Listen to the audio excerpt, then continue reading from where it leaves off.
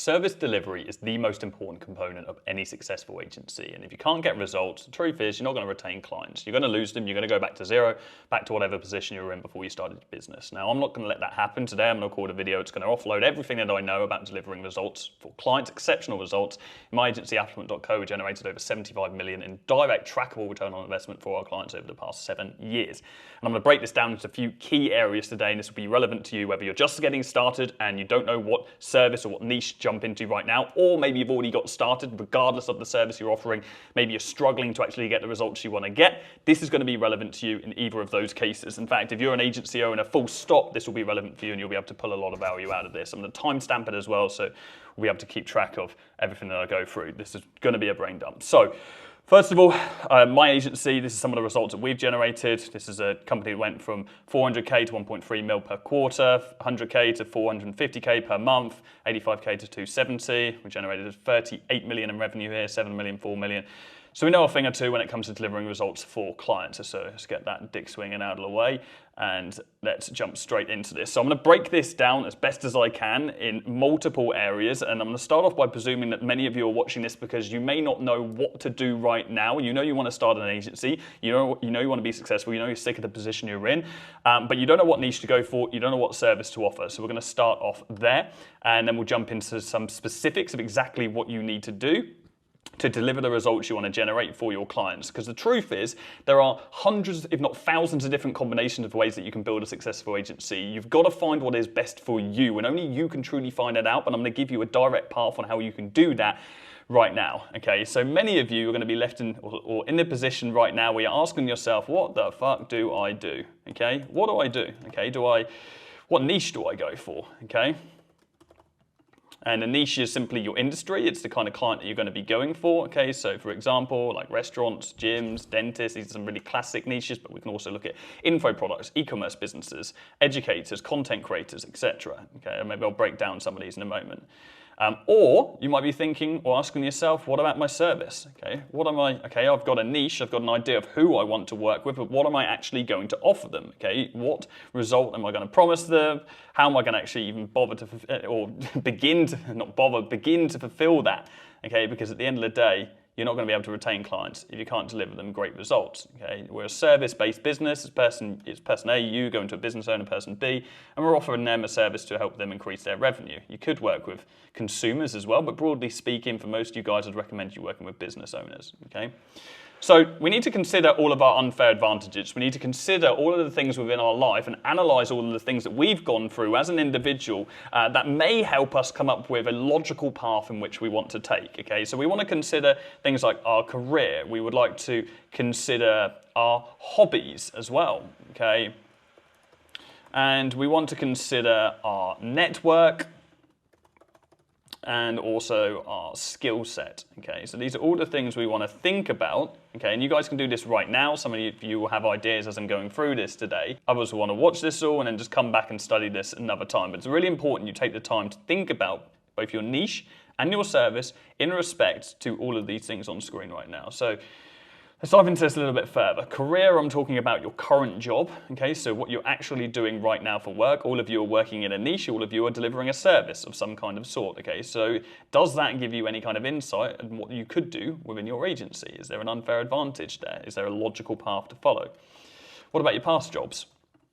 Okay, and then our hobbies, okay? Your current hobbies, what you're doing right now, how you spend your time on the weekend, what you do in the evening, but also your desired hobbies as well, okay? What you want to be doing, okay? Do you follow people on Instagram and you're like, I'm really jealous of their life, I wish I could do that more, okay? What are your desired hobbies? What are your interests? Because if you can find work in an industry or offer a service that you have genuine interest in, it's going to be a lot easier for you to scale. Now, this isn't going to be the case for absolutely all of you, but broadly speaking, if you can tie happiness into the early stages of your business, it's going to be a lot easier for you to get your feet off the ground. Network, we're looking at our family and our friends. Do we know anyone in specific industries? Do we know business owners? Do we know people that deliver great services? Is your dad a videographer or a filmmaker? But also your extended network as well, okay? Think about your friends' friends and your family's friends, etc. Maybe the people on social media, the people you used to go to school with. Do you know anyone that could create an unfair advantage for you? And then finally, our skill set. So we're looking at our professional skill set. So what we studied in university maybe, or in college if you went to them. Maybe the things that you learnt in jobs, okay? But also your self-educated skills, okay? If you're watching YouTube videos, you've got a certain interest in specific topics. And consider all of these things. This is going to give you some prompts. This is not limited to these things. There are other things that you can explore. I'm sure I've kind of left some out today, but hopefully this is enough of a prompt for you guys to start thinking critically about the things that you've gone through in your life and the things that you can consider when trying to establish your niche and your service. What you don't want to be doing is just following blindly what someone says on YouTube. Like, don't just follow what I tell you because the fact that I've got a successful agency. Yeah, sure, you're going to have a higher chance of being successful because of the fact that you can piggyback from the well-trodden path. Yet, you, in many cases, or many people can then bypass the unfair advantages that they have in their life because they're looking at other people that are further ahead of them. Okay, so consider all angles in your personal life and consider that you might already have the answers right in front of you and you may not need them from me. I can just kind of pry them out of you in some way, shape, or form. Okay, so once we've considered all of this, and we want to just like not just watch those 20 seconds right then and just consider it, maybe just sit down for like a couple of hours and really think about this, write down these things. We're either then going to have a logical path, okay, and this will feel obvious. You're going to be like, that makes sense to me, that's where I'm going to start off here. Or you're going to still be left with the question, what the fuck do I do? Okay? Now, I think it's more probable that most of you guys are going to be left with the question, what the fuck do I do? But some of you will be fortunate enough to have a logical path that you're going to take in front of you. Now, that doesn't always mean that that logical path is going to be the path that you end up taking long term, but at least you have a starting place. And that's really all we're looking for here, is a place to start. It's probably going to be some background noise right now because I'm in an Airbnb right now and they're building something next door, which is a pain in the ass, but we move. Okay, so let's consider first of all that we've got a logical path ahead of us. We know or have a good idea of the path that we want to take and the things that we want to do. Okay, so what we're then going to do is we are going to pick the niche first. Okay, or we're going to pick the service first. Okay. Only this information is going to give you the answer here, okay, whether or not you pick your niche first or you pick the service first. Now, there are pros and cons to doing either of these things, so I'm going to run you through both of those avenues right now. But let's just say, hypothetically, you've thought to yourself, okay, well, I'm currently working in healthcare, maybe you're working in alternative medicines, you're a chiropractor, or you're, I don't know, you're an osteopath, or I don't know, okay.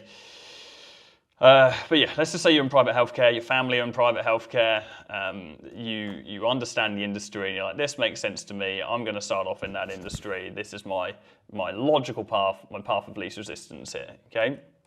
You're still then going to be left with the question, what service do I offer? Okay, you've got your niche down, nailed, but you're still going to be asking yourself, what service am I going to offer? Okay, let's make that a question. So what can we do in this situation? Okay, you can self-educate. It's really all you can do. Okay, you might be in a program. You might be able to look at what services are the most profitable, what are the ones that are the easiest to learn as a beginner. I'm going to run through a few in this video, but you are going to self-educate, whether that's watching YouTube videos, whether that's talking to friends. In fact, I wouldn't really recommend talking to friends unless they are in the position that you want to be in. You don't want to be asking for unqualified opinions, but you are going to self-educate. That's really all you can do in this position. Okay, so what we are then going to do is we're going to establish what that thing is. Okay, now that's probably going to be like paid ads or something along those lines. It's normally the conclusion that most people come to.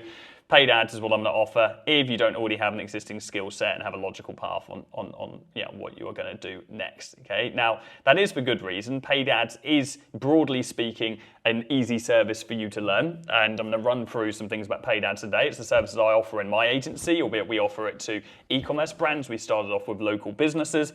Paid ads is a service where like it sounds obvious, you're running ads on places like Facebook, YouTube, Google, Instagram, TikTok, etc. And we're getting direct trackable results for our clients regardless of what industry they are in. This service applies to pretty much any niche in the world. If you're offering a product or service, you can run paid ads for that business, okay? Now, that's not to say it's the only service you can offer as an agency. There are loads of different services, and I'll break down some in a moment. But it is the path of least resistance for complete beginners for many people, okay? So we've gone down this path. We're like, okay, cool, we're picking a niche first. We picked healthcare. What service is it going to be? Well, we're going to self-educate, and then we have managed to pick paid ads as the service that we're going to offer, okay? Cool. In fact, I don't know why I've organize that like that. We don't really need it to be the case, so we can just chuck this up so it's the same. Okay, so this is on the presumption that we pick a niche first and we identify a logical niche based on the information and based on our life.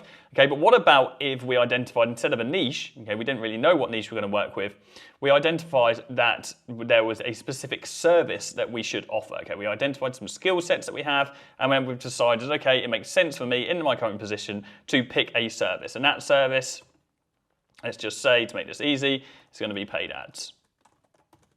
Okay, you're like, well, I've used social media a ton.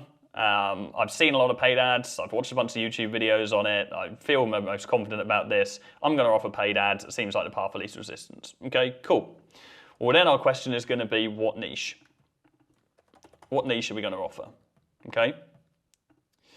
And my advice to you would be if you are, and you've already picked your service first as your first starting block, my advice to you would be to not then confine yourself to a small box and pick a specific niche. My advice to you would be to go with all suitable niches, okay? All suitable local niches. And what I mean by that is for you to consider all of the businesses in your local area that could be suitable or could benefit from your service. And the reason we do this is because it allows you to leverage your locality for a much longer time. If you pick a specific niche early on, okay, let's say you're going with healthcare and you're going for alternative medicines.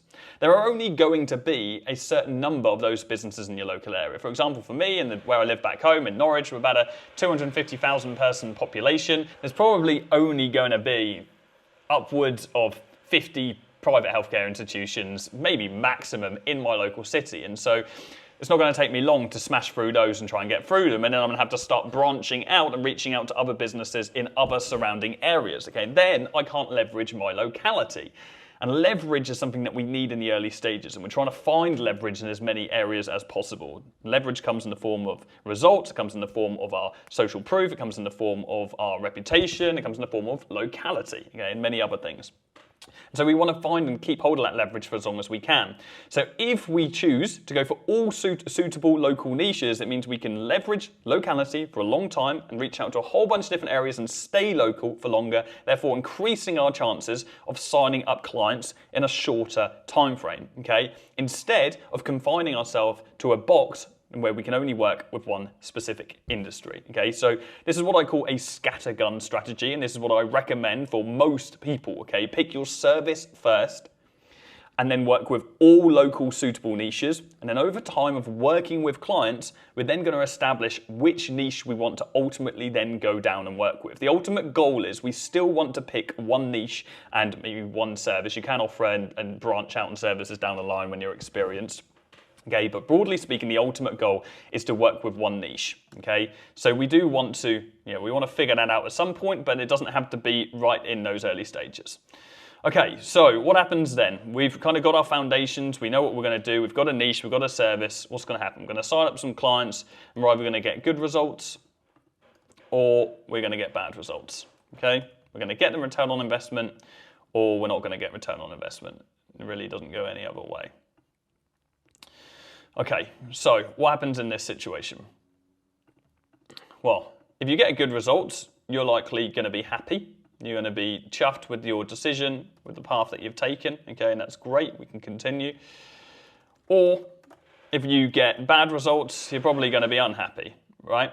And you're going to be unhappy about the fact you didn't deliver on your promise. You're going to be unhappy maybe about the niche. You might start blaming the niche. You might start blaming the service. You're not really going to know what the problem is at this stage. All you're going to know is you're unhappy and you want to make a change in the agency. And this is where many people drop off. Okay, many people pick their first ever niche, they pick the first ever service, they don't get results for the first ever client, and then they're unhappy and they're like, oh shit, I don't know what to do now. And then they're in decision fatigue and they just fall off the face of the earth and then move on to drop shipping or something like that. Okay, whereas instead what you should be doing when you're unhappy is you should be considering whether or not, okay, first of all, there is a legitimate, real problem with the business, okay, or you're just being a bitch. And that's the most likely. So you want to ask yourself, am I being a bitch? Okay, let's break this down. Now, if you are happy, this is great because it means you make money. The client's happy, you're happy, you can continue scaling, you can grow the business. Hey presto, you've cracked the code. The likelihood of this happening straight away is very slim. It's more likely that you're going to be unhappy, you're going to be miserable about something because you've lost all that initial motivation, and you've got to ask yourself, am I being a bitch? Okay. So how can we establish this? What are the problems we can encounter? Okay, so let's look at some common excuses or some common problems. First of all, I can't sign clients, okay? Second of all, I can't deliver results. Okay, right. There is a little bit of crossover in this video. Some of this stuff is relevant to client acquisition, but it is very important. Everything is symbiotic in an agency. And the next is you're just not enjoying it. Okay, whatever you do, you're just not really enjoying it. This client isn't really working for you. You don't really enjoy the service. Not enjoying signing them up, okay? And so first of all, let's just say, and let's explore the avenue of you can't sign up clients. What are the questions we need to ask ourselves to figure out, okay, are we just being wet? Do we just need to persevere here? Have we done the right things? Okay, so have I reached out to 500 companies? Have I reached out to 500 businesses within this niche, okay? Have I done that? Minimum of like 250.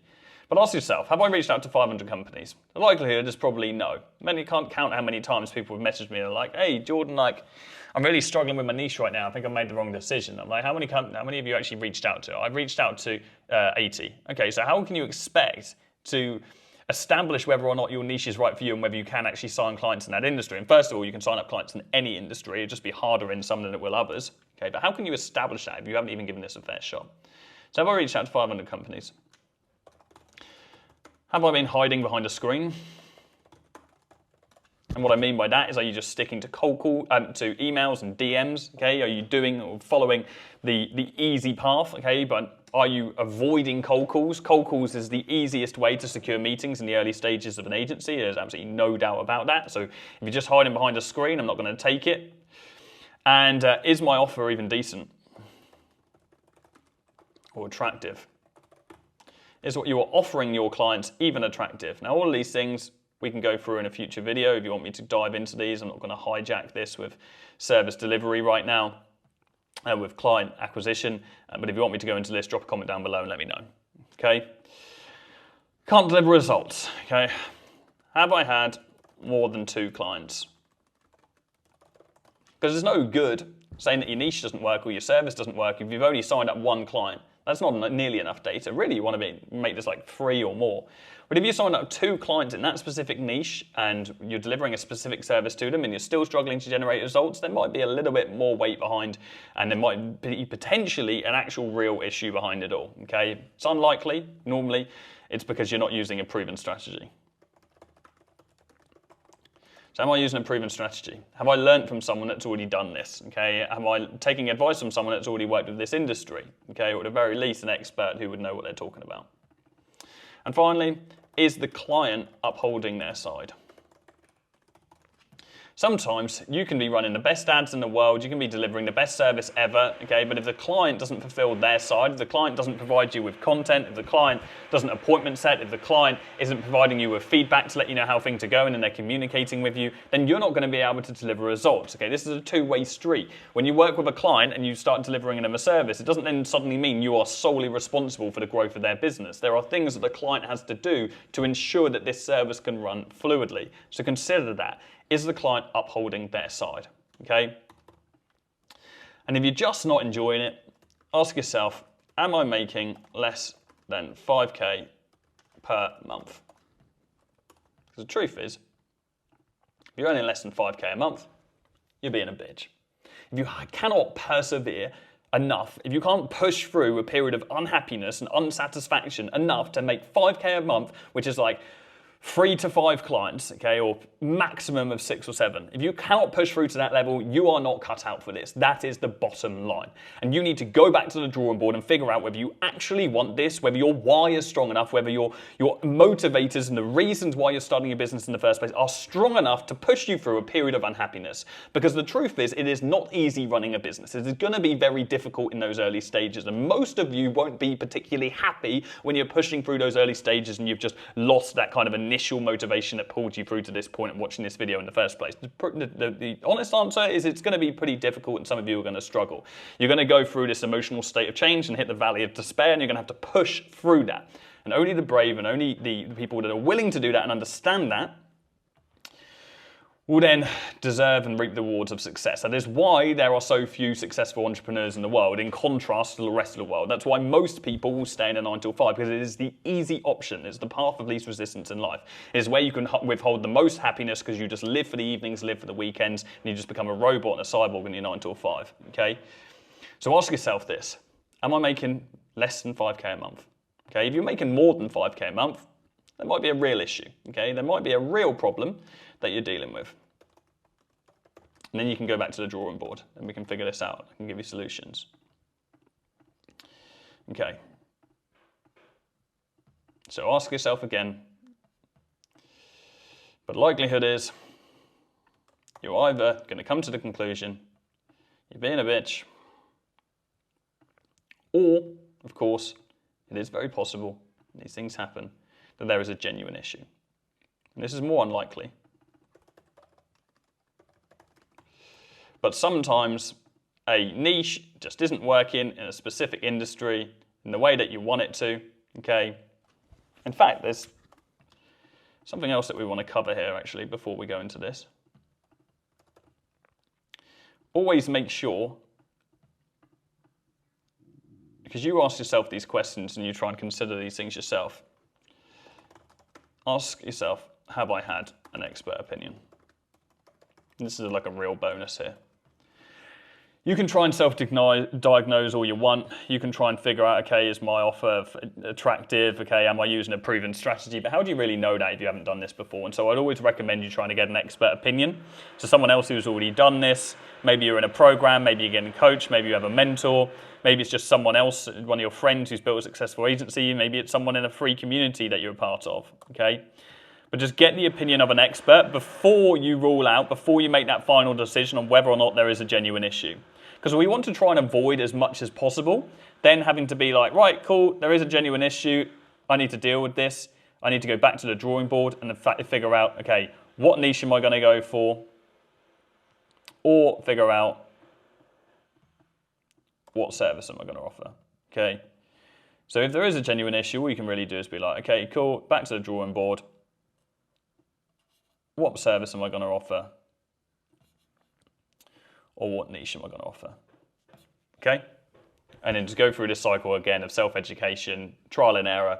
What you have to understand is there are so many avenues that you can go down as an agency owner. As I said, that you can be successful in 1,000 different ways, okay? And some of you will be fortunate and find that one way right from the start. Others of you, this will take a lot longer, and it is absolutely okay. But the worst thing that you can do in any of these positions is throw your toys out of the pram and give up and say, oh, this isn't working. Because there is a way to make this work for you in your specific scenario. You just haven't found it yet.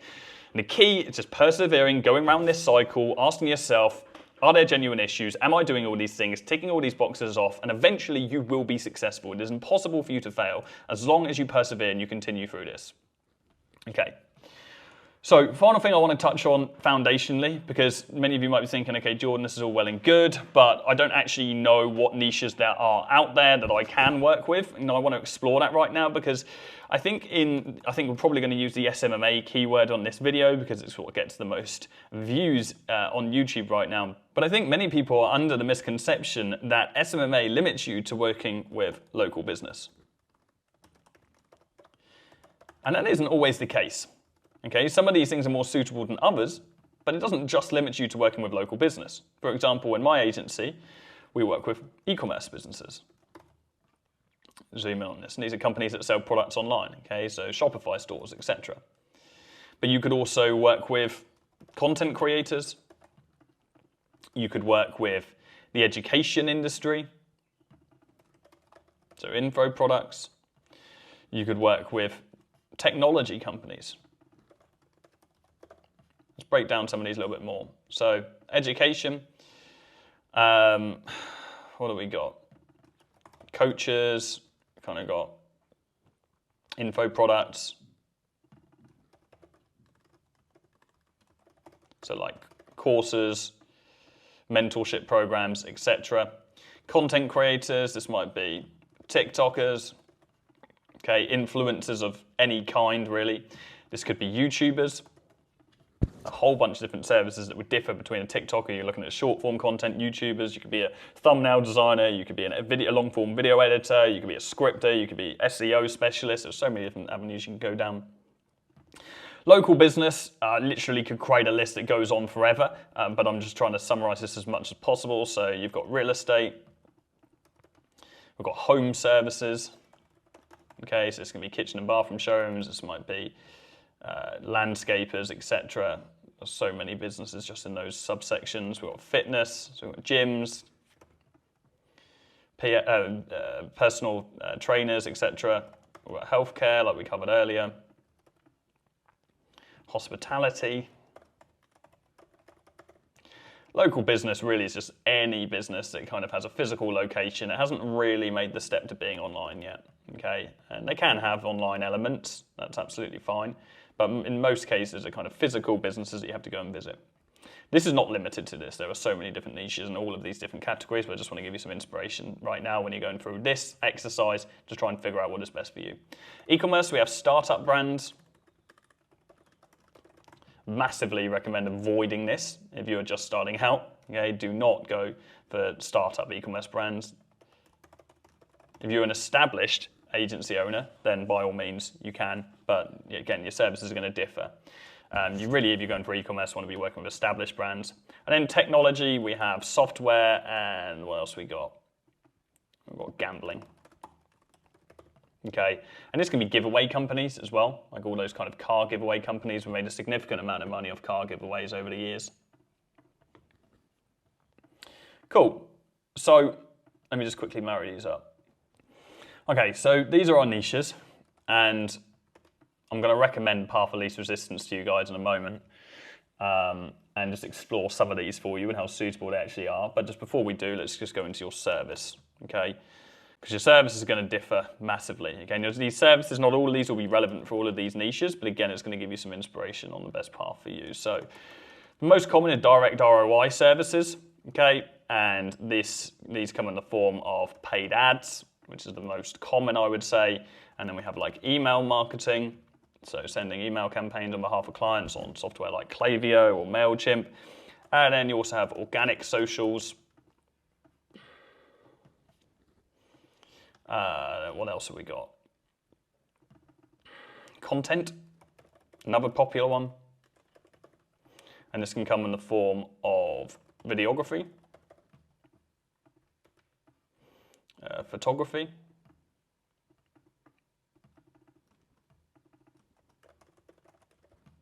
and even UGC is a newer one. Okay, many UGC agencies around now. It's just user-generated content, mainly a service for e-commerce agencies, but actually have seen this work quite well with local business as well. Sales is another very popular agency at the moment, okay? We're kind of flooded in the market right now with appointment setters. Many people starting appointment setting agencies, also closing agencies as well, not as common, but another good agency. What else? Web development. That is a category within itself, because within that we've got, what have we got? We've got some conversion rate optimization. So otherwise known as CRO. This is simply the act of optimizing websites to help them increase their conversion rate. Like on a brand that's doing 100K a month, or let's say $1 million a month, just a 1% increase in their conversion rate can make a massive difference. Very valuable service. And then we've got operations agencies, which we don't see more of, but we are seeing more over time. So like we're seeing like AI automation agencies. Recruitment agencies have been around for a very long time. So again, I'm not limiting you guys to these right now, but this is just going to give you some inspiration. And all of these agencies, okay, we're all the same businesses. Okay, the only difference between an SMMA and AI, AA and IGPA and all of that bollocks, okay, is just simply the name that someone has used to brand it. Okay, and all it really is a service-based business. You're just offering a service to an individual, normally in the hopes to improve their life, okay? We're going to save them time, save them money. Money really is the main one, okay? But all of these services will achieve that, and you have to really figure out yourself, based on your individual circumstances, which of these resonates the most with you, okay? Now, there are paths of least resistance, and there are ways that you can make your life easier, and not everyone will choose the easier path for themselves. Some people like to go for shiny objects and make it hard for themselves, okay? But I think the easiest place to start is with your niche, and for context, I would go through this. Let's start from the bottom. Technology. Now, if you're just starting off as an agency owner, you've never worked in this industry before and you don't have any experience with technology, okay, imagine you trying to pitch a service to a software company. Let's say your service is SEO or CRO, for example, okay, and even if you learn how to fulfill that service, imagine reaching out to a software company with no previous results. You're reaching out to them on the basis that you can generate them a specific result, which you're probably not going to be confident in yourself yet. You're going to pretty much lack quite a lot of conviction because, number one, this is your first time in online business. Number two, you're then reaching out to an online business owner who already understands that they need to be doing conversion rate optimization. It's very rare that a software company is not going to be hyper conscious of their conversion rates on their website, and therefore they're going to ask some very challenging questions that you're going to struggle to overcome, and they're going to be much harder for you to sign up. Now, that's not to say that's impossible any way, shape or form, okay? But it's going to be hard unless you have an in to that industry. Same can be said for gambling, okay? Unless you've got a friend who owns a giveaway company, it's going to be pretty hard for you to jump into that and offer them, let's say, a paid ad service, when paid ads is the number one thing that most of these gambling companies survive off, okay? So you're going to try and offer a service on something that they already understand, okay? Same can be said for e-commerce. Very tech-savvy business owners, they depend heavily on paid ads. So if you want to get into the e-commerce industry and you're just starting out, don't even think about offering paid ads. You need to have that proof of concept and the social proof and the case studies and so on that you can use and leverage in the early stages. So both of these, just not suitable for beginners. If you do have an unfair advantage, you're thinking, Jordan, okay, I've already had an e-commerce brand or I've already been in software. This doesn't apply to you right now. I'm speaking to the people that are like, I want to start an agency, but this is my first online business. I don't have any unfair advantages. I don't have an in with any of these specific niches, and I do not know what to do. For those of you that are watching this right now, rule out e-commerce, rule out technology, rule out education, okay? There's a massive trend right now going on IGPA where you should reach out to educators and help them start their own courses, help them deliver services. And for the exact same reasons as e-commerce and technology, it is not suitable for you if you're a complete beginner. Now, is that to say it's a bad niche? No, absolutely not. You can build a very, very successful education-based agency offering services to educators. A very successful agency. But you do need to have past experience. You do need to have an in. You need to understand how that industry works. So don't go into that naively if you haven't got that experience starting out. Content creators is a little more of a grey area, okay? I think it is easier to work with content creators, but they're all very creative services that you do need to offer. Maybe it's video editing, maybe it's thumbnail design. Thumbnail design is a very valuable service. It's full of competition. There are so many thumbnail designers out there, but here's a secret. 99% of them are fucking dog shit. I get so many thumbnail designers reach out to me every single day. We always give every single person a chance of a trial task. 99% are terrible. So if you're a good designer and you want a good in right now, you want a good agency that you can start a thumbnail design agency and actually do it properly and actually go down the route of studying why thumbnail psychology works the way it does, etc. Okay, so content creators, you can. If you're a creative person, you've got that previous skill set, as a beginner, you could jump into that. But for the majority of you guys that do not have an existing you do not have an existing skill set, local business is the path of least resistance. Because we can leverage our locality, and we're going to work with business owners that, broadly speaking, are more, I don't want to say naive, but more solution unaware. They're going to be less aware of how to create the solution for themselves regardless of whatever service you offer. If you're working with, let's say, gyms, okay, and you offer an email marketing service, it's far more unlikely that a gym owner is going to understand how to do good email marketing than it is a e-commerce established brand or a coach or a software company. They are so much more likely to understand email marketing. Same for paid ads. A gym owner is focused on running their gym. Local business keeps business owners busy running their company, okay? It's a very physical, hands-on business to be running. They're not sitting behind a computer like you and I and having the pleasure to think about all these different avenues of the company. They're physically working day to day. Same can be said for organic socials. They're getting better at it, but I actually don't recommend you offering organic socials. If you're starting an agency, it's just too low ticket and the ROI is really hard to track. Videography, photography, UGC, all of these things, most local businesses aren't going to be hyper aware of these things because they don't have the time to do so. And so that is why the path of least resistance for the majority of you out there is starting a local business niche agency, and then that does open you up to so many different sub-niches that you can work with, and of course you can leverage your locality. Now, in the same light, if we're trying to establish a good service for ourselves, if we're trying to figure out what the path of least resistance is and what angle we should go down if we want to be as successful as possible, okay, in the same light, paid ads is the most logical choice if you do not know what to do, okay? Because all of these other services, and they can all be fantastic in their own right, all of these other services are harder, or make it harder for you to both learn and also track tangible return on investment. And that is one of the really important elements of being able to retain clients over time. You want to be able to sign them up, promise them a specific result, or at least allude to a specific result, and then show them that you generated that result. It then makes it a very rational and logical decision to stay with your agency for a long period of time because they know what you are doing fundamentally works for them. Now, you could argue the same thing for something like email marketing, CRO, or SEO. All of these services are relatively easy to learn. You can watch some YouTube videos or buy a course on something like Udemy, and you can track return on investment and apply that to your clients, okay? But what we're looking for, and the key in the early stages of working with a business as an agency owner, is we want to get quick results. And email marketing, CRO, SEO, none of those things get really quick results. Maybe with the exception of email marketing, if you're an exceptional copywriter, which you won't be in the early stages. Paid ads, on the other hand, we can generate results very, very quickly for our clients. They can be very happy with us. We're going to increase our retention rate, and we're going to be able to get to the point that we want to be in, which is making enough money to either quit our job or get out of our current position. And then we have the luxury to decide what we want to do next.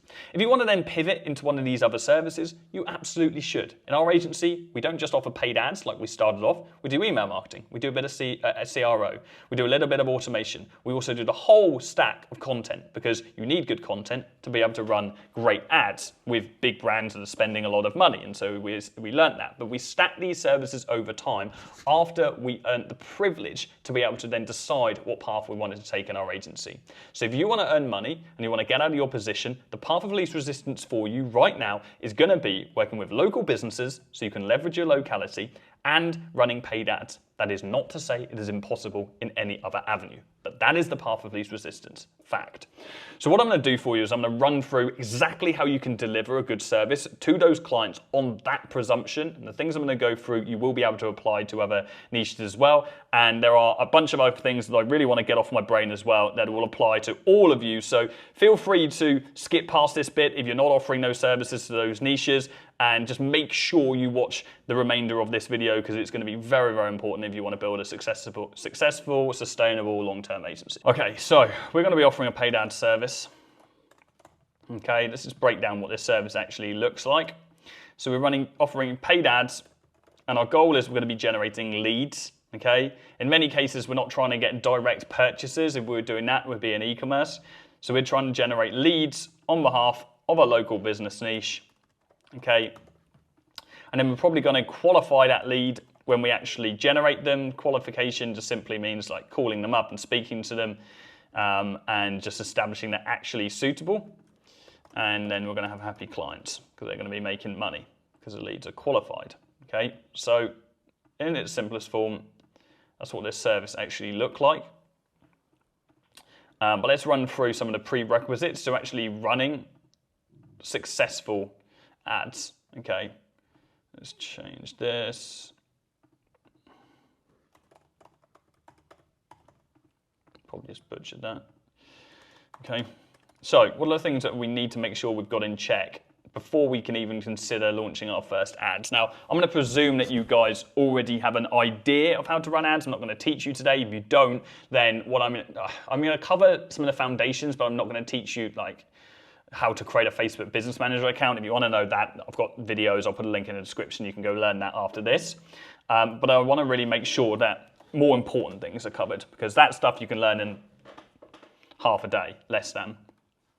So you want to first of all get a max target cost per lead. Okay, so if you're offering a lead generation service, we want to establish what the maximum amount is that we want to be able to spend to acquire a lead for our clients. Okay, so I want to spend £30 per lead for this client. Okay, and in many cases, this can't just be what you want it to be or what the client wants it to be. You can't just bend reality and say, oh, I want to get a $5 cost per lead if it's meant to be about $50. Okay, that's idealistic. Instead, we should ask an expert. Okay, so by this, I mean, ask someone who's already in the industry that you're in. Okay, you could join our free agency owner community. I'll put a link in the description. You can ask in there if anybody's worked with your industry and get an idea of what the cost per lead should be based on someone who's actually already attempted to generate those leads over a period of time. They're going to have a good idea of how much the maximum is that you should be spending to acquire a lead for this niche. Okay.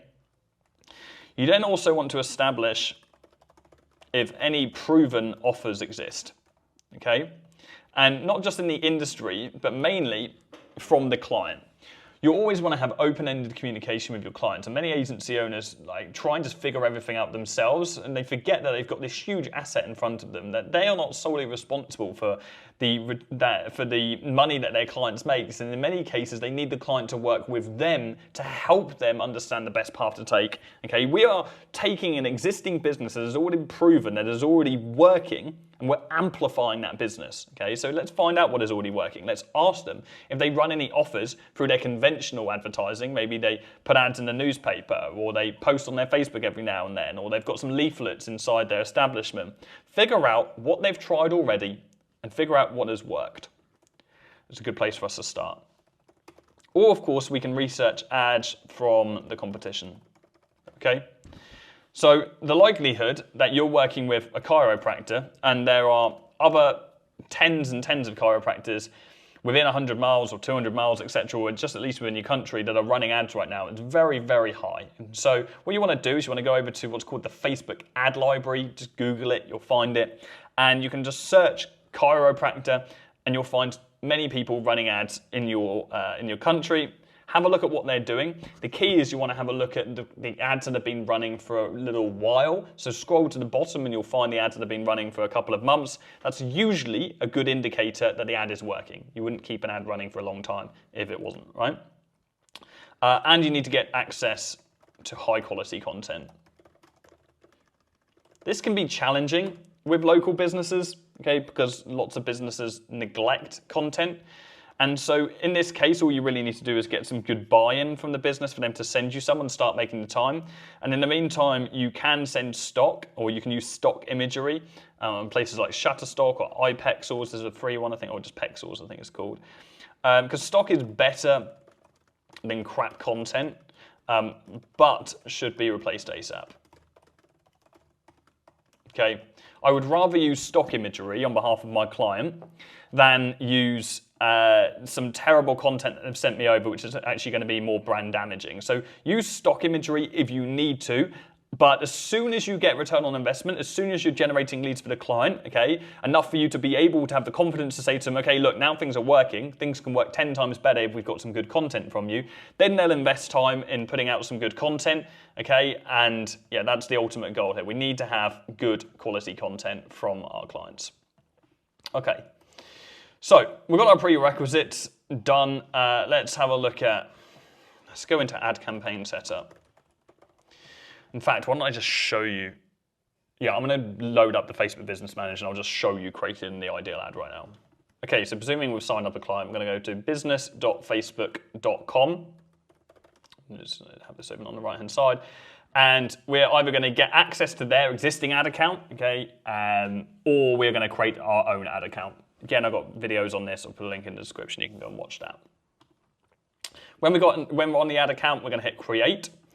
And this is the structure that you want to follow if we are running lead generation ads for local business. Okay, so we're going to set the campaign objective to leads. By the way, guys, as I'm doing this and typing this out, I'm going to give you access to this Miro board. And all you have to do to get access to it, to this training, so you can reference this and come back to it, is drop me a comment down below and let me know what you're enjoying about this video. Yeah, and if you're struggling, if you really don't like the video, then tell me about your goals. Tell me about what you want. Tell me about what you want to achieve over the next 12 months in your agency. But I'm presuming you're enjoying it because you're still watching it. So let me know, and it helps me create better content for you going forward. And so, okay, so the next stage is the ad set stage. We haven't got enough space here. Let's just move this across. And cool. We need to accept Facebook's terms of service. That's fine. Let's just accept that. Okay, let's just pick this old page here. This is my old clothing brand when I was in college, throwback. And what we're going to do is we're going to set the conversion location to instant forms. Okay, now what you do want to do is you want to name these ads something memorable. Okay, so you might want to do, yeah, we can do John's, what do we work with? And so let's just call this JC, and then we're going to do location, and then we're going to do lead form, okay? And we can go back and we can rename the campaign as well. And we'll name the ad too whilst we're here. You can obviously name them a little bit better than that, but you want it to be memorable. Okay, so instant form is what we're going to click. So we want to make sure that we are creating a form on Facebook that people are going to be able to fill in, okay? The conversion location is instant forms.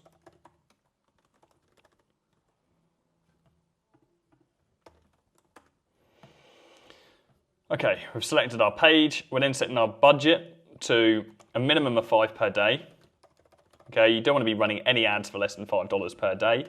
Ideally, this wants to be 30% of your max cost per lead. Okay, so the cost per lead that we've established as a prerequisite, we want to make sure that this is 30%. What that means is over the course of 3 days, we're going to spend our 100% of our max cost per lead. And so every 3 days, we should be generating at least 1 lead. Okay, so that means that we can then test on a 3-day testing period, and we can optimize our ads over that time period. So let's set that to 5, for example, presuming that our maximum cost per lead is 15. And we're going to then go down and select our audience. Okay, so first of all, there are 2 different avenues we can go down for local business, depending on the niche. Okay, let's say we're going for chiropractors. That pretty much will apply to anyone, but we can test out a couple of different things. So the first thing we would be able to test out is location. So we would click on location, and then we could set that to Norwich, let's say, where I'm from. So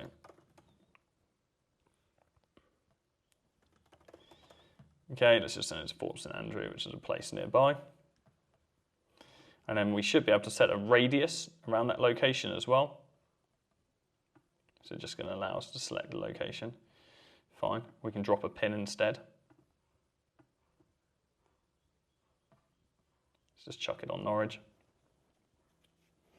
Get rid of that, and there we go. Now I want to ideally set this, let's say it's a chiropractor. I probably only want to set this to like a 20-minute drive out, like you're not really going to travel any more than 20 minutes, so about 15 kilometers would probably be about right. I'll make this a little bit less because I don't want it to cover Loddon, that other city, town even. So we're setting a geolocation, and we've got our minimum age there. Realistically, for a chiropractor, probably not going to be 18 doing that. So I'm going to set this to minimum 21. And we've got all languages turned on, but we could just have English, for example. Won't make too much of a difference here. And we're going to have placements on Plus, Advantage Plus. This means that it's going to show our ad on as many areas as it can, many different locations as possible on the platform, okay? So we've got the audience as either a sensible location, or you could also do one relevant interest, okay? So we could just have this set to the same area. We could stack an additional interest on there as well. So if we go on to, and we turn off, we do original audience, we can go down here and we can do the location, plus we could also put an interest in here as well. I'll tell you what, Facebook moves this shit around all the time. It does my absolute head in. What's going on?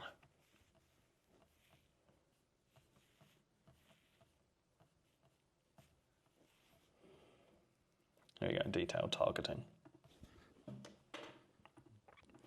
That interest might be chiropractic.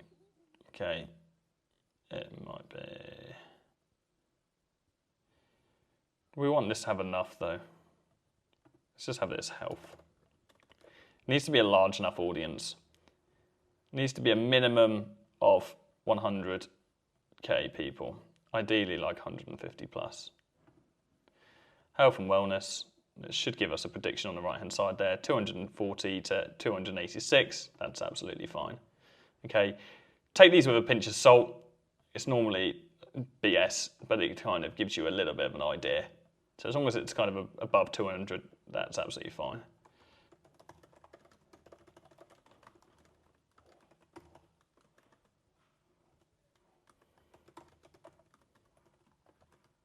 Yeah, I'm not going to put that in there. It does vary. There are different variables. Okay. Placements, we've already said Advantage Plus.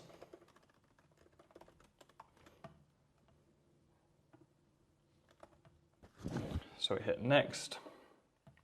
This is where we get to choose the visuals and see what our ad actually is going to look like. So we get to add images, we get to add text and our copy, etc. In fact, let me break this down for you on, let's break down the visuals. I'll make an ad component section for you.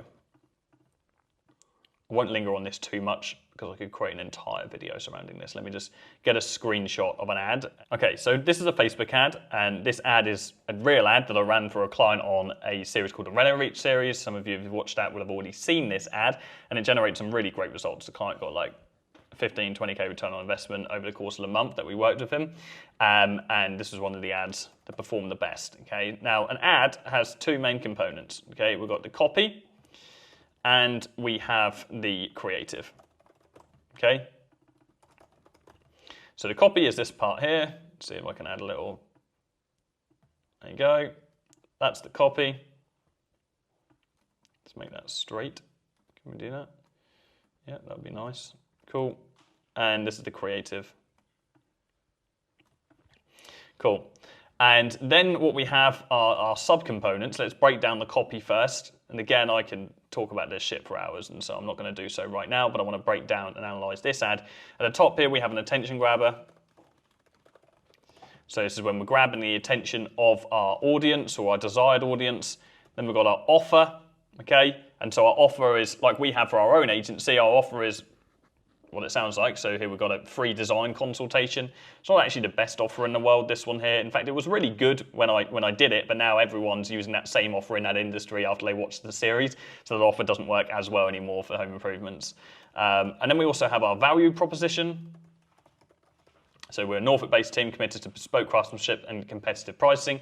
I also call this an NSVP, which is a niche-specific value proposition. It's specific to the niche. And then we have a call to action. Okay, so these are 4 components that you won't always have in every single copy, but you want to try and have them in every ad copy where you can. Okay, an attention grabber at the top, we've got an offer, we've got a value proposition, we've got a call to action. Okay, this is a call to action again at the bottom here. And then we've got our creative here. Let me just give you some creative formats. So you've got before and after, which is what this is. You can't use it before and after for every industry. So in the fitness industry, for example, you get your ad account banned for using before and afters, or at least just the ads rejected. But you can use it in other industries, such as home services. You could use a testimonial. You could use a walkthrough. So let's think of as many as we could use for this specific client. So this could be a testimonial. This could be this client saying, look at my new kitchen, I absolutely love it. This could be a walkthrough, actually showing the kitchen. Even better, it could be like a before and after walkthrough. It could be a work demo. Okay, so this could be them actually fitting a kitchen. Or it could even be like a mini VSL. Okay. It could be a video of the business owner speaking to camera, talking about the craftsmanship, talking about the shit they do on a daily, being really proud of the work, all the USPs, nice unique offer in there, and hey presto, that's what we've got. Okay, so talking of offer, we've also got our offer down the bottom here, which we have in our headline. And these are the main components of a Facebook ad. Again, I can go into this in much more detail. There's a lot of training around the internet on how you can create a really great Facebook ad. If you want some more, then yeah, maybe I'll create something else for you in the future. Just let me know in the comments. But I can't lie to you guys, service delivery isn't my favorite part of an agency. In fact, I really don't enjoy delivering a service for clients. Well, I enjoy delivering a service for clients. What I don't enjoy is the act of fulfilling a service, which is why very early on in the business, I got a business partner in who could handle service delivery on my behalf, and I could just focus on sales. And so, yeah, if I had it my way, I wouldn't be recording more service delivery videos for you guys, but I understand that it's what you need, so I will sacrifice myself for you. Okay, but actually that begs the question. Let's just cover that actually. That begs the question, like, can't I just outsource this shit? Like, do I have to run these ads? I'm not going to bother going back to that Facebook ad, by the way, guys. Like, you get the idea. You just put in the text. Let me show you. You put in the headline, okay? Come on. Right, let's get that there.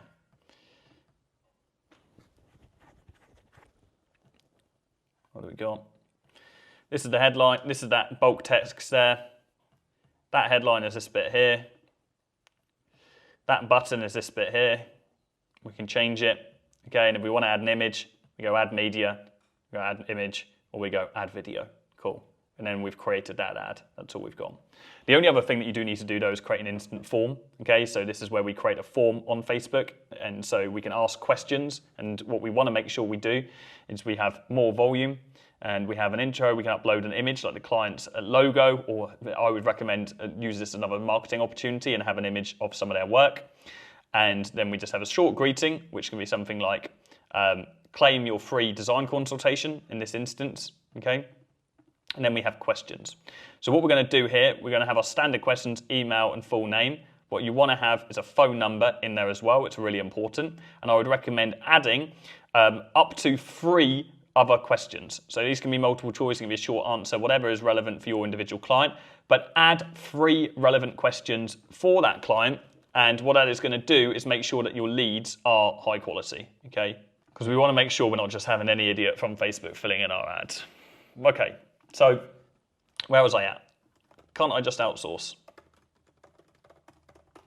I'm going to come back to the service, but this is a really potent question that many people ask me. Can't I just outsource everything from day one? Ignore this. Like, don't have me like looking around at like the other screen. Okay, can't I just outsource? I am going to come back to the service a little bit. I just want to expand on what we got there, but this is a really prominent question. I think it's relevant right now. Like, can't I just outsource my service? And the answer is yes, you can. But you won't understand the service enough to gain early conviction. And this is a problem as an agency owner. Like, you can outsource your service right from day one, but you need to gain conviction. What's going to enable you to sign up a multitude of different clients is having conviction, because you know that the service actually works yourself. And this is something you're going to struggle with in those early stages, okay? So if you outsource it, the other thing you have to consider is you won't also be able to afford good people, okay? If you're just signing up your first ever client on $500 a month, or maybe even a free trial, how are you going to be able to outsource that to someone good, okay? How are you going to pay a good media buyer or a good service fulfiller? So you're probably going to be delivering a bit of a shit service, or you're risking doing that. So the only real option is getting a business partner who can fulfill the service. And this is what I did. When I had I was already doing figures. I was already doing like 30K a month when I got Joe in the business. And Joe is my business partner to this day. Joe handled all the service delivery in the agency, and I handled service. Now, I really did not enjoy fulfilling service for my clients. I couldn't stand it. I hate running Facebook ads. I really don't enjoy those conversations. It's just a ball ache to me. And so I was like, well, if I'm going to be successful and happy in this business in the long term, and I want to scale it to the level I want to get to, where we've made multiple seven figures on a monthly basis, I absolutely need someone else who is going to be able to fulfill the service for me. And so hence I merged with one of my most successful students. If you don't know, I mentor thousands of agencies and help them achieve this. We've had so many hits, 6 and 7 figures. Joe was one of those individuals. We merged agencies. He loved service delivery. It was a match made in heaven, and the rest is history. And Joe's handled service delivery ever since. You can do this in the early stages. You could do this when you've only got 2 clients. You could do this with no clients. You could start the agency 50-50 with someone and have them handle service delivery from day one. That way, you can get someone good, and you can have someone train up with you, and you can have full transparency and understand everything, and you don't have to do service. Outside of that, you really just have to suck it up. Okay? Learn how to deliver, and then make service the first area you hire in, okay? And I would say be making 5K per month plus. So suck it up, learn service yourself, get a good understanding of it, gain some conviction, and then when you've got a little bit of money in the bank, then hire someone in service delivery. And obviously we're trying to build a team here, we're trying to build an actual business, we don't just want to be stuck in the trenches ourselves forever. So then you can hire someone to do it. But don't hire too soon, you're not going to be able to get high quality. It's just not going to be a pretty story for you. Cool, so let's go back to this. So we understand what an ad looks like. How are we actually going to run these ads? Okay, what are we going to do? How are we going to test them? How are we going to manage them? What's the procedure there? So ad management. Let's start from the start. So first things first, let's think of some of the biggest questions that I get asked. Dividing spend. Okay, how much do I spend on ads, Jordan? How much do I spend on each ad? So the first thing you want to do is divide your monthly spend by 30, and this gives you your daily spend. Okay, so if you signed up a client on $500 a month, that means your daily spend is going to be 15 per day. Okay, and in this instance, create 2 ads at $7.50 a day each. Okay, don't break that up into 3, 15, $5. You could do, but the ideal situation is $7.50 per day on 2 ads. Because the majority of you are going to be generating leads at anything from $10 to $30, depending on the industry you're going to be working with. If the monthly spend is 1K a month, which is another common amount that people sign people for, and there's going to be 30 a day, and so create 3 ads at 10 per day. Cool. Now we're going to start off with our ads. So we launched our 2 ads, launched our 3 ads. What are we going to be doing? Okay, so we've got a multitude of different ads because we're going to be testing. Okay, so what are we actually going to test first of all? Well, we need to look at our old assets, look at the things that we've got as we've tried to establish. Have we got an established offer? Have we got some good content? What have we got? What are the weapons that we have for this specific client? And this will range from client to client. We're then going to test either offer or creative first. Asset dependent. Okay, and then we're going to optimize every 2 to 4 days. And again, this is spend dependent. Okay, we're going to optimize at the point that we have spent 100% of the max cost per lead, the 100% of the maximum amount we're trying to spend per lead. Okay.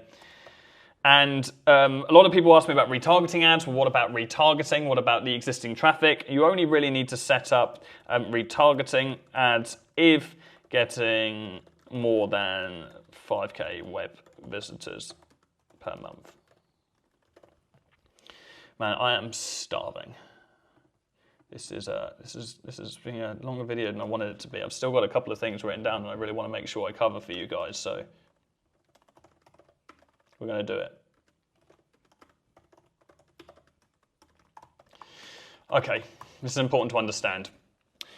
I would start off if you are doing retargeting because they're getting more than 5K web visitors per month. Okay, ideally like 10K plus. Spend a maximum of $5 per day on the ad, or just like keep an eye on the frequency. The frequency is the amount of times that someone is seeing the ad. Okay, so keep the frequency under 10 for retargeting. Can be less than that, can be like less than 6 or 5 even in some cases. But yeah, as long as it's under 10, you can then adjust the spend, increase it or decrease it based on that. Really, really important, this one here. Do not change the ads until you've spent the max cost per lead, as I just said. Okay, so many people stop ads way too soon. They do not give them the opportunity they need to breathe and to actually optimize in the ad account. Like ideally, you would be leaving your ads running to spend more than the maximum desired cost per lead. That way, like, because you could be getting, I don't know, let's say your maximum cost per lead is like $30, okay, and you've spent $28 and you haven't generated a lead. Like you might be like, oh, I'm going to turn this ad off. There is a chance that that ad could generate 2 leads in the next 24 hours and it's spent like $50, okay? It generated like 1 lead at $40, and then when it spent 50, it generated 2 leads. Now you've got a cost per lead of $25, which is well within remit. But if you panicked and turned that ad off when it hit 30, you haven't given it the opportunity. And so this is why I enjoy working with bigger businesses. This is why as an agency you want to be striving to work with those bigger companies, which you're not going to have the luxury to do in the early stages. When you do work with bigger companies, they allow you to spend more money, they allow you to test more freely, and so yeah, you end up getting better results. If the business wants to spend more money, they're more established, you get better results because you can just be a lot freer with your tests. But it's very important when you've got these small spends. Many agency owners focus on the micro data, on cost per lead and cost per click and click-through rate, which are all important metrics, but you want to focus on the end result. Really important. Don't get stuck in the micro data, okay? So like click-through rate, which is the percentage of people that see the ad that actually click it and click through to the lead form, for example. And cost per click, which is the cost to get a click, okay? They're good indicators, but do not guarantee good cost per lead, okay? Sometimes you can have an ad which has got a really low click-through rate and a really high cost per click, which would usually be perceived as not very good, that will get a really good cost per lead, good quality cost per lead. And so don't get stuck on the micro data. You can have a look at it and you can get excited by it, but don't run your ad account off it. Focus on the end result. This is why we want to be spending enough money to be able to generate a lead or 2 leads every single day, like kind of 2 to 4 days, all right? Ideally, like 3 days is the period we're looking at there. Cool. So that's ad management. We've launched some ads. We've got them running. This is how we're going to manage them. Let's do a little bit of kind of top level what this actual funnel looks like, because I think this is a little bit pathetic, to be honest. So let's just break this down a little bit more on what this flow looks like, because it's not just about generating the leads, because that's really just this step here. What about actually qualifying the leads? What about the appointment setting? How are we going to do that? How are we going to execute that for our clients? Now, if we're running paid ads with a lead form, it's likely going to be either on, let's just break this down properly, it's going to be on Facebook or it's going to be on Instagram. Okay, why, you may ask? Well, because you can only run lead forms on Facebook or Instagram. Okay, other platforms have similar things. but especially if you're working on the parameters of everything that I've gone through today, you're working with local businesses running paid ads. It's going to be Facebook or Instagram you're starting off with, okay? And what happens is we then generate leads. So we're on paid ads, Facebook, Instagram, and we generate leads following this entire process that we've just gone through. So what are the steps that happen after that? Okay, so we generate a lead. What used to be the case is as agency owners, we would then hand off these leads to our clients. So we'd give them a list of leads at the end of the month, or maybe we'd set up an automation so they get notified when someone fills in the lead form. And we work with a real estate agent, we give them 30 leads. And at the end of the month, we have a conversation with them. They're like, oh, I only converted 2 of them. And you're like, what? How did you only convert 2 out of those 30 leads? Or I didn't convert any, worst case scenario. And then there's this conversation about he said, she said about the lead quality not being good. And we've always heard the term, bad salespeople always blame the leads. And this always happens, and this is a repeat cycle. And so now what is the industry standard, and what I recommend you doing if you are offering lead gen service to local business, is you then get involved with what is called appointment setting as well. And this is where you, as the agency owner, contact the leads and you pre-qualify those leads and then either book them into a calendar, so you book them straight in for an appointment. Let's say it's for that free design consultation on behalf of the kitchen and bathroom showroom. Or at the very least, you qualify their seriousness before you then hand that lead over to the client for them to contact and then deal with necessarily. Okay, so that's going to be you as a human appointment setter. Okay, you don't have to do this, but honestly, like, it's becoming a non-negotiable, really. Like, and this is not something you have to do, like, long term. You can pay someone else to do this. You can hire an appointment setter who can do this on your behalf. And actually what is not applicable to absolutely all industries. If you're working, let's say, with dentists, for example, like dentists don't really want agencies appointment setting for them. They've already got secretaries inside of the business that do a really, really great job. The key is if you're going to allow your clients to appointment set by themselves with their own team, is that you really find out what their sales process is. Ask them those questions. Jump on a call and be like, cool, I want to do a little bit of consulting with you on your appointment setting process. What is it right now? And you break it all down, maybe on a Miro like this. Okay, so I send the leads to you, and then what do? We call them up. Stacey calls them up. She sends them an email. Okay, fine. What about if they don't answer? Well, we probably just wait till they call back. Bang, that's a problem. Okay, no, we need to set up some kind of automation to make sure that doesn't happen. Or no, we need to make sure Stacey's still calling them back. And you recommend a new strategy. You get their old strategy on a Miro board like this, and then you recommend a new strategy. Now that's going to be difficult for you if you're just starting out, but trust me, like, it's going to become a big issue of yours if you don't get involved in that side of things and you are handing off leads to your clients. So it's something you will learn over time. And the best way to learn is really doing the appointment setting yourself. Okay, but definitely always get involved with your client's sales process if they are doing it themselves. And you want to make sure you've got some flows. So generate a lead, but they don't answer, and you're like, okay, shit, what do I do now? Well, you have an automatic SMS flow or an email flow, and you can do this on software like Go High Level. Okay, and Go High Level is a really great all-in-one software for agency owners. I got a video on that as well. I'll put a link in the description. I've also got a really in-depth video going through all of the specific flows that you want to use in appointment setting. Again, I'll put a link underneath this video for that. Cool. So you're going to call them up, and then what's going to happen? You're either going to get an answer, or it's going to be no answer. Okay. And then they're either going to be qualified or unqualified. You speak to the lead. You're like, hey, it's Jordan here calling from John's Steakhouse. Notice you just filled in the form to book in for Valentine's evening. Is that right? Yeah, I did. Or no, I did it by mistake. Or, hey, I noticed you filled in this form for our free design consultation. How long have you been looking for a kitchen? Okay, just ask questions. Customer service call. Again, on that video, I've got scripts that you can run through. I'm not going to do it today. It's already an obscenely long video, longer than I would like it to be normally, because I like the videos to be short and digestible. When I say short, I mean like within the space of an hour or whatever. Okay, but if you do like this long style, if you do like these kind of really lengthy long videos, then please do let me know and I'll make sure I can cater to you guys. Okay, so if they're qualified, what you're going to do is you're going to set an appointment. That's good, that's what we want. If they're unqualified, then maybe the client's producing content you can send them to, or maybe send them through to a newsletter. Cool. And obviously if you set the appointment, you're going to get a happy client. That means you're going to make some cash, and that is what we ultimately want. Okay. So let's go down that path. If you don't get any answer, we can also then put them in these flows as well. So we want to plug the holes. It's always really helpful if we're creating a process, if we're building out our service. It really helps, at least for me, to create Miro boards like this. You can use Figma as well if you prefer. But a Miro board allows you to visualize and plug the holes in your process very easily. And so this is really the basic service. This is kind of lead generation 101 these days. This is what it used to be. This is now what you kind of have to do as well to deliver the results you want to. Again, niche dependent. Not every single niche you will have to do that for.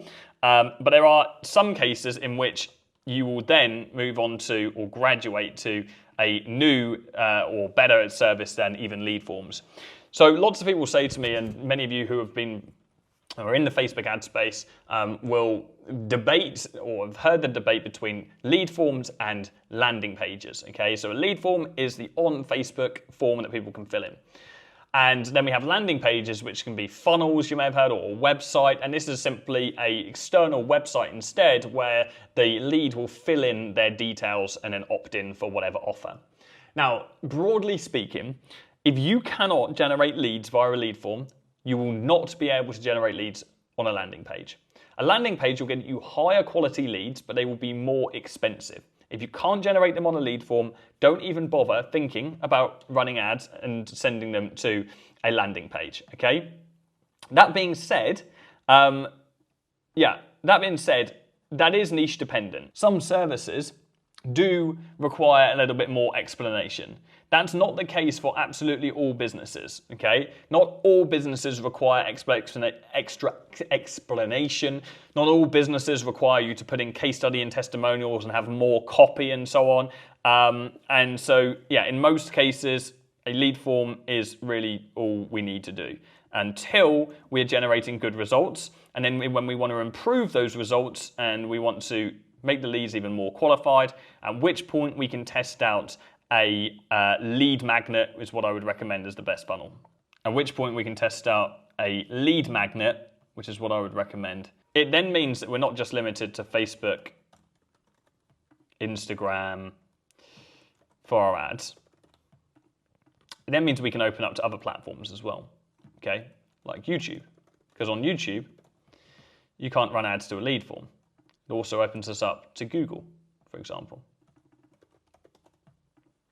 So of course, if you're running ads or you're providing a service to a niche that kind of Facebook or Instagram doesn't apply to, which really isn't many, and you just want to, it would make more sense for you to run YouTube ads or Google ads. Let's say they're content creators, might be better on YouTube. Let's say they're a B2B industry, it would make more sense to do Google.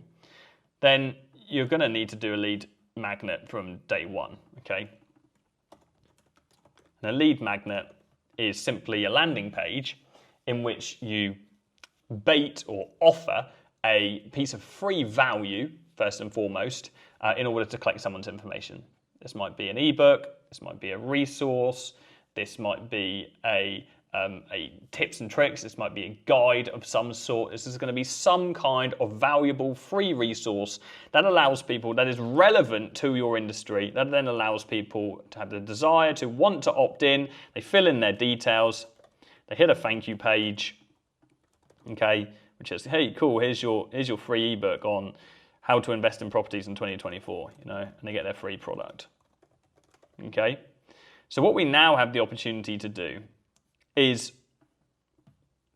we get the opportunity to get even more buy-in from our customers or our potential customers because they've received value from us up front. So when we then go an appointment set for them or to them and we call them up, they're already going to have a positive experience with us because they've had something. It then means that we've captured their information, okay? So we can add them to our email list and we can put them in automation flows, etc. And it also then means if they're unqualified, we can send them straight back to the lead magnet as well. So maybe not the lead magnet, we can send them back to the free product. So we can say, hey, okay, well, you're not suitable for this right now, our Invisalign, or maybe not Invisalign, I don't think you'd do a free lead magnet. Maybe you would. Maybe you're doing Invisalign. You could do a lead magnet for Invisalign. You could do a lead magnet on how to get whiter teeth in 30 days. Okay, how to get whiter teeth in 30 days, and then you contact them, and then they're like, "Oh, I don't have any money at the moment." Okay, well you're not suitable for Invisalign right now, but what I recommend you doing is saving up, and then in the meantime, make sure you follow our guide, our teeth whitening guide, and then that's going to help you achieve a bit of the result you want to achieve. And then when you've got enough money, get back in touch with us, and we'll and we can book you in for Invisalign. Okay, so. They also can get involved in the automatic SMSs and email flows, etc. So it's going to be a little bit more complex of a funnel. And yeah, if you want me to break this down in more detail, going for a lead magnet funnel in the future, do let me know. But for now, I think that's pretty much all I want to run you through as far as the service delivery, the actual fulfilling the service is concerned. Yeah, cool. So 2 more things. And these are very, very important. Last but not least, I was tempted not to leave these to the end of the video because actually they're probably 2 of the most important points of the entire video. And the first one is the first month. Okay, because ultimately the most important period of all is the first month. Okay, you have limited time to prove you are who you say you are. Okay, especially with local business. Local business owners are naturally quite skeptical. So I'm going to give you 3 weapons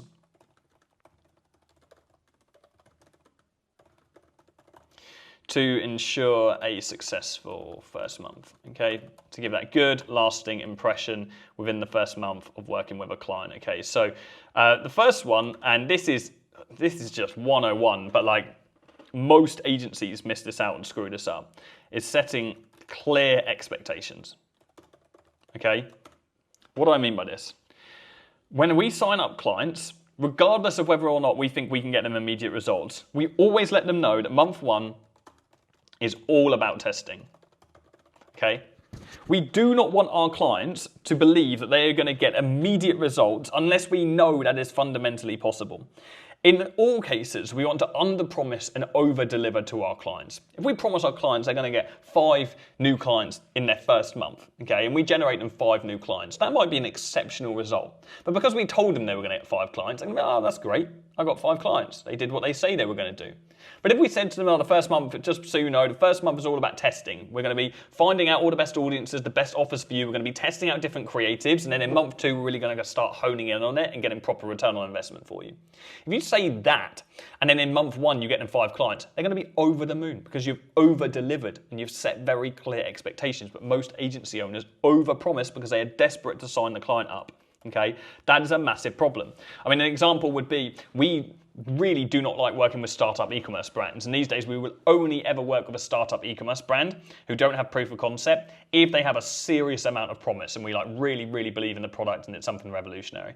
In those instances, we'll say, just so you know, you're going to spend thousands before you get any kind of return on investment. It might take us 3 months before we start seeing return on investment on this ad account.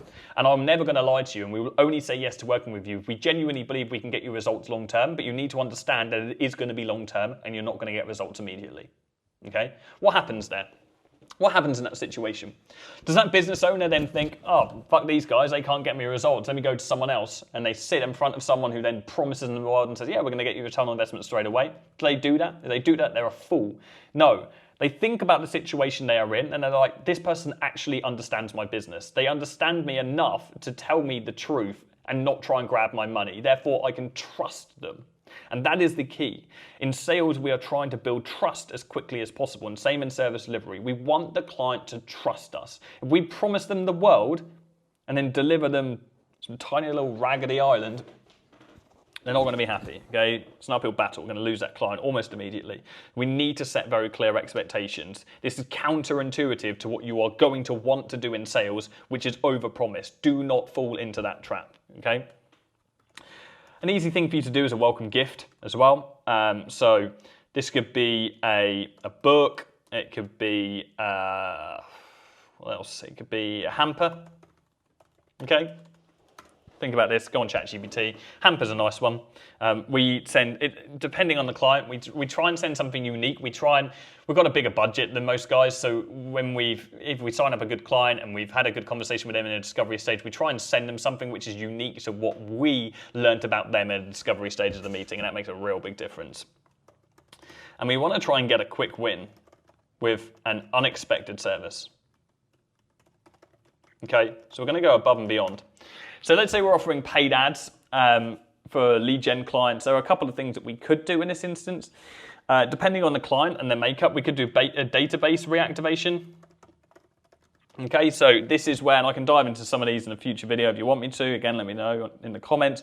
Database reactivation is where we take a list of all of the clients' previous clients, so all of their customers, and we upload them into, let's say, Go High Level, and we put them in an email flow which reactivates them, or maybe we put them in an SMS flow, or even we could be appointment setting those leads as well, and basically offering them a unique incentive to come back and spend again with the business, some kind of a repeat customer incentive, some kind of an offer, okay? It's a really easy way to get a bunch of quick business in.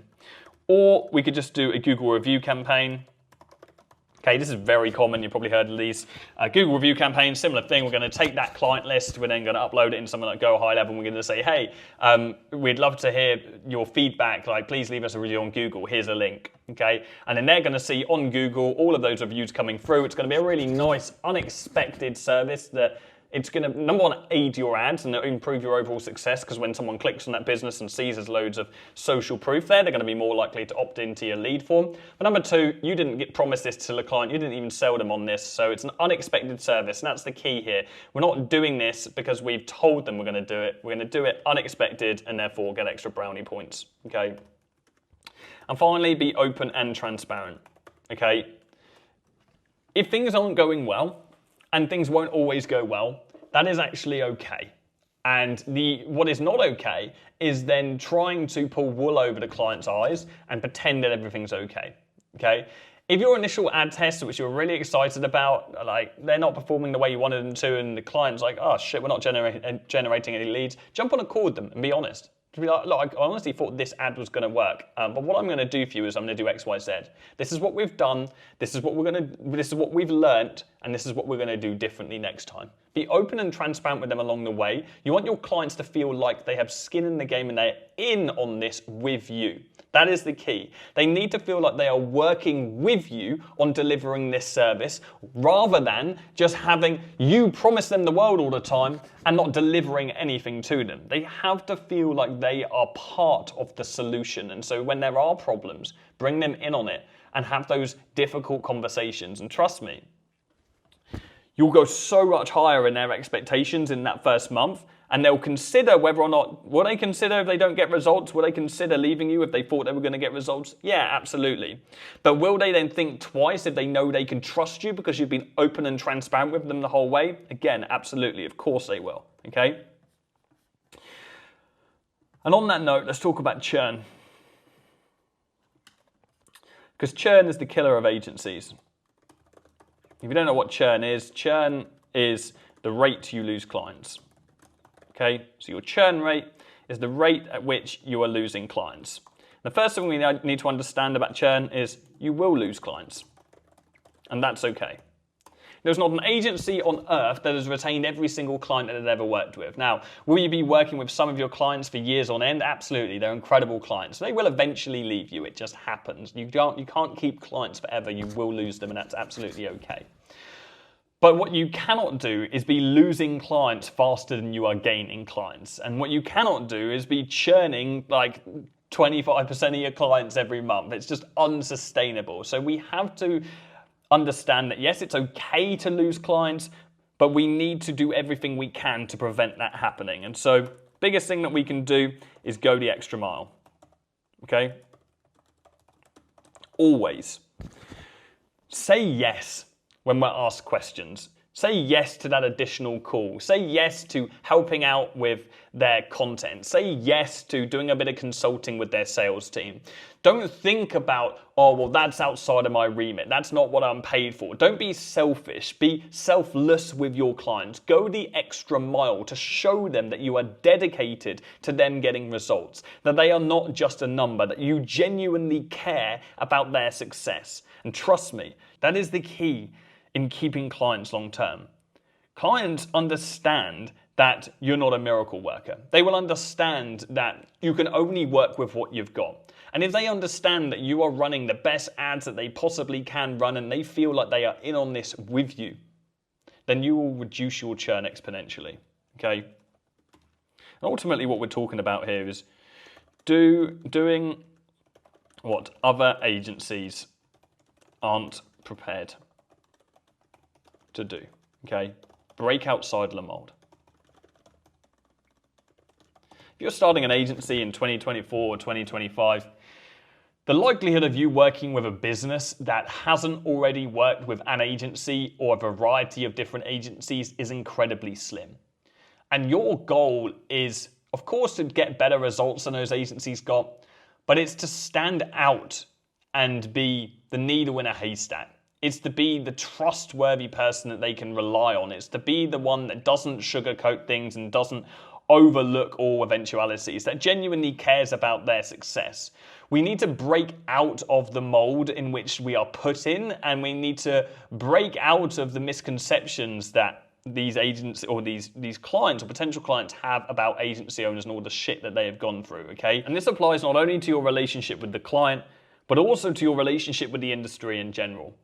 Don't keep yourself in a box when it comes to service delivery. Don't just do what every other agency is doing when it comes to service delivery, running Facebook ads, appointment setting on behalf of your clients. Like, think about how you can provide unique value to your industry. Think about how you can solve the unique issues that you are encountering with your unique clients. That is when you truly are able to come up with a unique offer, when you're able to come up with a unique position in the marketplace and stand out from everyone else in your outreach, in your paid ads, and in the relationships that you have with all of your clients. So if you identify a pattern between each of your clients, if you identify other issues that aren't being solved by other agency owners right now, that is your calling and an opportunity for you to be different, to set a new trend, to set a new path, to cement your place in the marketplace and to become a real leader.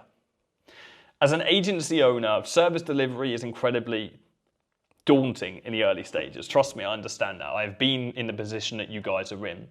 But when you do this thing day in, day out, when you listen to people's problems, you encounter them and you become a real problem solver, because that's ultimately all service delivery is, you start to come up with unique solutions. And that is where real entrepreneurship comes into play. That is the fucking magic. That is when we truly start seeing or understanding the skills that we have developed, and we truly start gaining confidence in our ability to transform an industry. And that's when we really hit the big bucks. That's the difference between a 10K a month agency to a 500K a month agency. The ability and the skills to break outside of the mold. Okay, that's it for today. Drop a comment if you want access to this tomorrow, and I'll speak to you all soon. Cheers.